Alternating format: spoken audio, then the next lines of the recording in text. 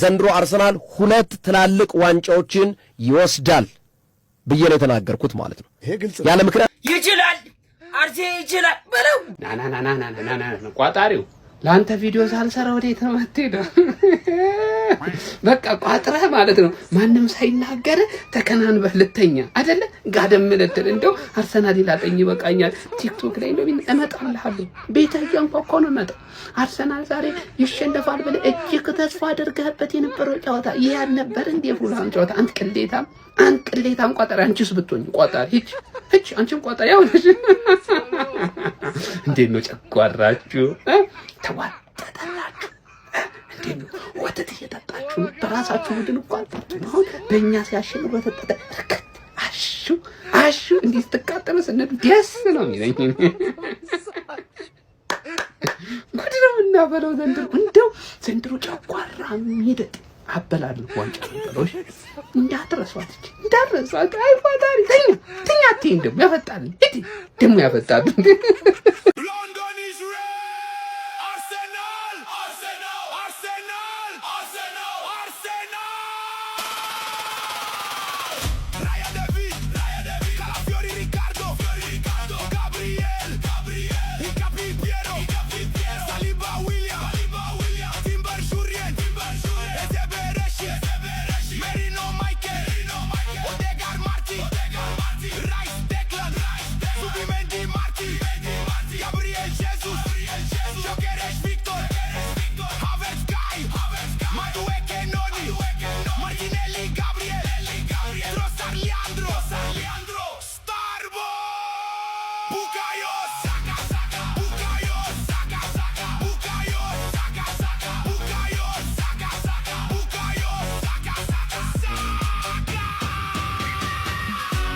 ዘንድሮ አርሰናል ሁለት ትላልቅ ዋንጫዎችን ይወስዳል ብዬ ነው የተናገርኩት ማለት ነው። ያለ ምክንያት አይደለም ሁለት ትላልቅ ያልኩት ማለት ነው። ኤፍኤ ካፕ እና ካራባኦ ካፕ የለበትም ለማለት ያክል ነው። ሁለት ትላልቅ ማለት ሻምፒዮንስ ሊግ እና ፕሪሚየር ሊግ ነው። ካሉት ዋንጫ ትልልቆቹ እነሱ ነው። ያውም ይሄንን የተናገርኩት አርሰናል በአራት ዋንጫ ፉክክር ውስጥ በነበረበት ሰዓት ነው። ወደ ጨዋታው ስንመጣ አርሰናል የዛሬው ውጤት ትልቅ ውጤት ነው፣ ተርኒንግ ፖይንት ነው። በተለይ ደግሞ 3-0 ማሸነፉ ክሊንሺት ነው። 3 ነጥብ ነው። 3 ጎል አግኝቷል። በጎል ልዩነቱን ወደ 4 አስፍቶታል። በነጥብ ወደ 6 አስፍቷል። ማንቸስተር ሲቲ አሁን ሁለቱን ጨዋታ የማሸነፍ ጫና ውስጥ ፕሬሸር ውስጥ ገብቶ ነው የሚጫወተው። በተለይ ነገ የሚያደርገው ጨዋታ ሰኞ የሚያደርገው ጨዋታ ሂል ዲክሰን ስቴዲየም ነው። ሮድሪ እስካሁን ልምድ አልሰላም በነገራችን። ሮድሪ ጉዳት ላይ ነው፣ ግሮይን ላይ ነው። ልክ የቲምበር አይነት ቲምበርም እንደሱ ነው እኮ። ቲምበር እኮ ተመለሰ ስትለው ግሮይን በባህሪው 3 አይነት ደረጃዎች አሉ። ትንሹ የሚባለው ከ7 ቀን እስከ 14 ቀን፣ ሁለተኛ ደረጃ ግሮይን ብሽሽት የምንለው እስከ 6 ሳምንት፣ ሶስተኛ ግሮይን የምንለው ትልቁ ደግሞ እስከ 6 ወር የሚያደርግ ነው።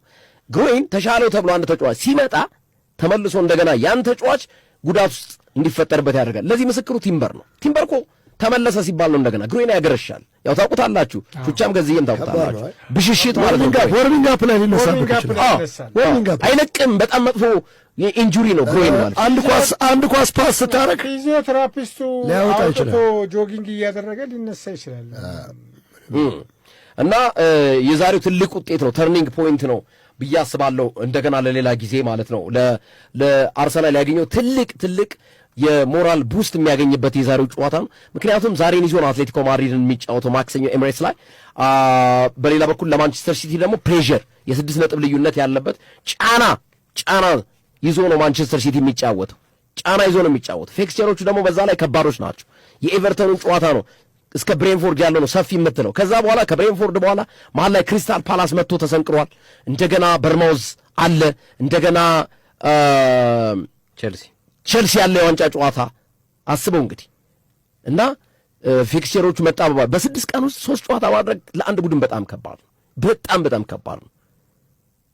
ከዚህ አንጻር አርሰናል የዛሬው ትልቅ ሞራል ቡስት የሚያደርግ ነው ብያስ። ዛሬ ፍሏም ይጦልባቸዋል እና እኔ ቋጥሬባችሁ ነው። እሺ ይሄን ለማለት ነው። ዩሊያንስን ከፋይፍ ቢያምስ እግዚአብሔር ይስጥ ዘሪውን፣ እግዚአብሔር ይስጥ። ዋናው ያንተ ማቋጠር ነው። አንተ ባቡዬ ቢሆን ሄደናል እኮ ወንድሜ፣ ሄደናል። እድሜ ላንተ የዓይን አምላክ አባት። እንኳን አንተ ይቋጠርክ ወንድሜ፣ እንኳን አንተ ይቋጠርክ። ባንተ አይል ባይሆንማ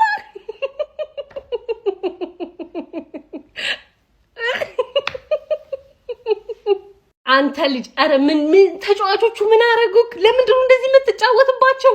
እንዴ ገና ያላለቁ ብዙ ጨዋታዎች አሉ እኮ። አረ ተው ስትመለስ መከራ ሳትመለስ መከራ። የጠላቶች አፍ የኔ አባት እንኳን ተመለስክልኝ አንተ ማለት ነው። ከዚህ እከክ ማዱኬ ማለት ነው በሙሉ አቋሙ ካለው ማዱኬ አንተ በክራንች ቦታ ላይ ተኛ ወንድሜ፣ አንተ በክራንች ተኛ የኔ ጌታዬ አባ። እንደው ላንተ ምንስ ቢደረግ እንዲ ጎርታን ነበር። እስኪ ቦታክ ነው በቃ ቦታክ ነው የኔ አባት። እንዲ ስክክን ያልከው አሁን ለማክሰኞ ማን ይጀምር ነው? ዙቤሜንዲ እስኬሊ በቃ ይሄ ነው የሚያጨቃጭቀን፣ ሌላ ምንም የሚያጨቃጭቀን ነገር የለም። ራይስ በቆንጆ ሳን የተቀየርክ አርሰናል በቃ ሳምንቱ ሙሉ ስላንተ ነው የሚወራው ወንድሜ። ስለ ነገው ጨዋታ አያገባንም ምናምን ደርቢ የራሳችሁ ጉዳይ።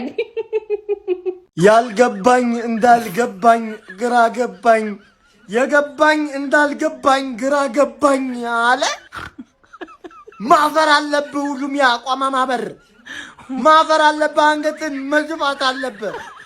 ፈረስታፎ የማንቂያ ደውል ባልደውል እኮ ወያለው ዛሬ 6-0 እኮ ለቅጦ ወጥቷል እኮ ሁሉም እኮ።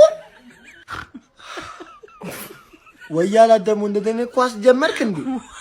ሐራም ፉትቦል አልነበር የምትጮተው? መቼ ነው እንደዚህ ጀመርከው? እንደዚህ ነው ወያላ? እንደዚህ ነው ወይ?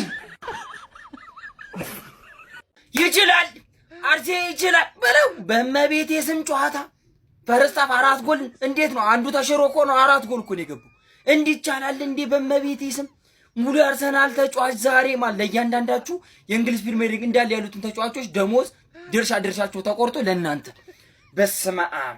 የዩናይትድ ደጋፊም ቢሆን ብር አሰባስቦ ለእናንተ የሆነ ነገር ይሰጣል። ሲቲ እንዳይበላው ላደረጋችሁት ውለታ የዘላለም ውለታ አለብኝ። እሺ እናንተ ሳከንዳት እንዳገቡ በህግ አምላክ ለስነ ልቦና መጨነቅ አለባችሁ። ሃይላይት አሳዩአቸው። በሃይላይት ራሱ 2 ጎል ይገባባቸዋል። የካላፊዮሪ ጎል መግበር በስማ ኦፍሳይድ መሆን አልነበረበትም በፍጹም።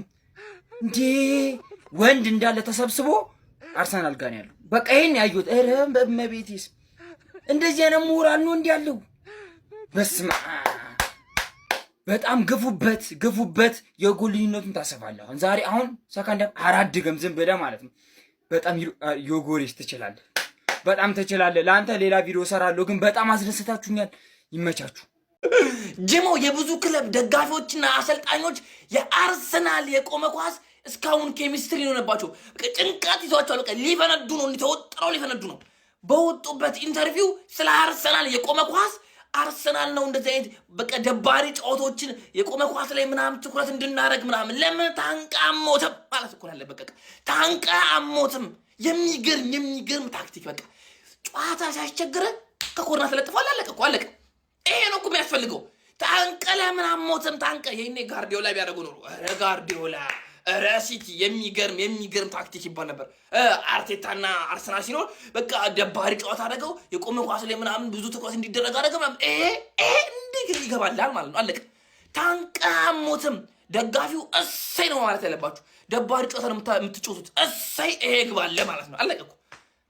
አርሴዎች ማንንም እንዳሰሙ ወደፊት ማንንም የዛሬው አርሰናል ደግሞ ግዛ ኪታ አባቱን የመጣው ምን አይነት ጨዋታ ነው የምትጫወተው? አፕሪል አለቀ። ለዛ ነው ሜይ ስለገባ ነው ጨንጭቶ አተ እግዚአብሔርን ደነገጥኩኝ እኮ እኔ። በዛው አለቀ። በፈርስት ሃፍ 3-0 ማንጫ ነው እንዳለ እንዴ! ምንድነው እግዚአብሔርን አንተ እኔ በአንድ ሹቶን ታርጌት እኮ ነው የወጡት እነዚህ 9 አርሰናል 9 ሹቶን ታርጌት፣ ፉላም በአንድ ሹቶን ታርጌት ነው የወጣው። አለቀ። እሱም አሁን በመጨረሻ ሰዓት ነው የሚሞካከሩት። 0 ነበር አይቻለሁ በደንብ። ወይኔ ፉላም ግን እግዚአብሔርን ስንት ነገር እኮ ጠብቄ እንደነበር ዛሬን ቀን ቅዳሜን በቃ የሆነ ነገር ይፈጠራል፣ በቃ ጫና ያረጋልበታል ብዬ እንካ በቃ 3 ነጥብ ሲቲ በቃ እንዳለ ሲቲ ላይ ብጮታውን እኔ አውቀዋለሁ እኮ ፉላምን የወከተ